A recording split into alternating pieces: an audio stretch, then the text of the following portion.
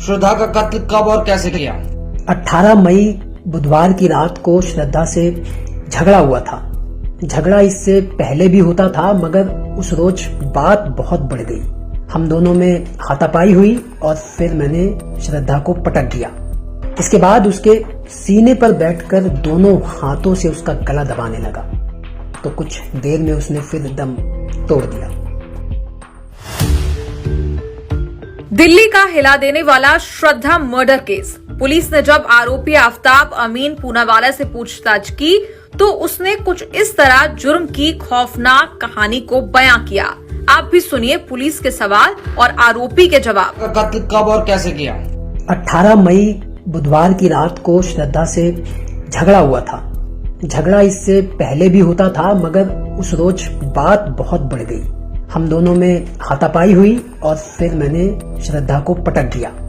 इसके बाद उसके सीने पर बैठकर दोनों हाथों से उसका गला दबाने लगा, तो कुछ देर में उसने फिर दम तोड़ दिया। फिर लाश के साथ क्या किया तुमने? उस रात श्रद्धा की लाश घसीटकर बाथरूम ले गया। पूरी रात लाश वहीं पड़ी रही। लाश के टुकड़े कैसे और कब किए? 19 मई को मैं बाजार गया था। लोकल मार्केट से 300 लीटर का एक फ्रिज खरीदा, शायद कीर्ति इलेक्ट्रॉनिक्स, कीर्ति इलेक्ट्रॉनिक्स से। एक दूसरी दुकान से आरी खरीदी, फिर मैं घर लौट आया।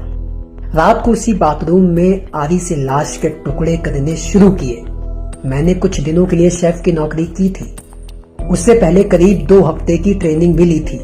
उस दौरान चिकन और मटन के पीस करने की भी ट्रेनिंग मिली हुई थी, तो इसलिए मैंने 19 मई को लाश के कुछ छोटे टुकड़े किए, उन्हें पॉलीथीन में डाला, फिर उन टुकड़ों को पॉलीथीन समेत फ्रिज के फ्रीजर में रख दिया। बाकी लाश फ्रिज के निचले हिस्से में रखी थी। कितने दिनों तक लाश के टुकड़े किए? 2 दिनों तक, 19 और 20 मई। लाश के टुकड़ों को ठिकाने लगाना कब शुरू किया? 19 और 20 की रात पहली बार लाश के कुछ छोटे टुकड़े फ्रीजर से निकालकर बैग में रखे थे।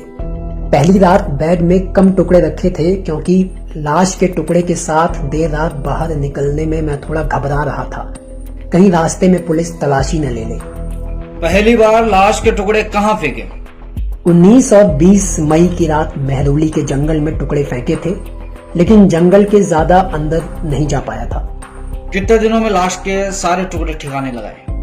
ठीक से याद नहीं, लेकिन कम से कम 20 दिनों तक मैं लाश के टुकड़े फेंकता रहा था। लाश के टुकड़े कहाँ कहाँ फेंके? मैं सिर्फ छतरपुर और महरौली के पास ही आता जाता था। ज्यादा दूर जाने में पकड़े जाने का खतरा था। तुम्हें वो सारी जगह याद है? नहीं, लेकिन हाँ, कुछ जगह पता है। रात में अंधेरा था, इसलिए सारे ठिकाने सही याद नहीं है। 20 दिनों तक घर में लाश या लाश के टुकड़े थे। इस दौरान तुम्हारा रूटीन क्या था? चूंकि घर में लाश थी, इसलिए मैं घर से बाहर निकलता नहीं था, ना ही किसी पड़ोसी से मिलता या बात करता था। मैं बार बार टुकड़ों को फ्रिज के निचले हिस्से से फ्रीजर में और फ्रीजर में रखे टुकड़ों को नीचे रखकर उनकी अदला बदली किया करता था, ताकि लाश की बदबू बाहर ना आ सके।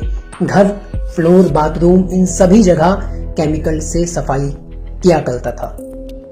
पूरी लाश ठिकाने लगा देने के बाद तुमने क्या किया? मैंने पूरे घर की सफाई की। फ्रिज खाली होने के बाद फ्रिज को भी केमिकल से अच्छे से साफ किया। बाथरूम, फर्श, दीवार, चादर, कपड़े, हर चीज को धोया और साफ किया। इतनी सफाई क्यों की? क्योंकि घर से लाश की बदबू निकालनी थी। दूसरी, मैं ये यकीन कर लेना चाहता था कि घर के अंदर खून या मांस के कोई भी सबूत ना छूट जाएं। मैं जानता था कि कभी ना कभी ये सच बाहर आएगा और तब इस घर और फ्रिज की भी जांच होगी। इसलिए मैंने अपनी तरफ से हर सबूत को धो डाला।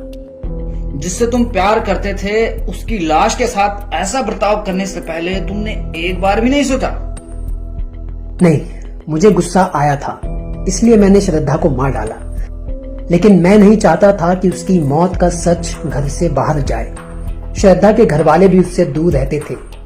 उसकी अपने घर वालों से ही बात नहीं होती थी। मुझे पता था कि उसे कोई ढूंढने नहीं आएगा, इसलिए लाश को इस तरह ठिकाने लगाना जरूरी था और मैंने वही किया।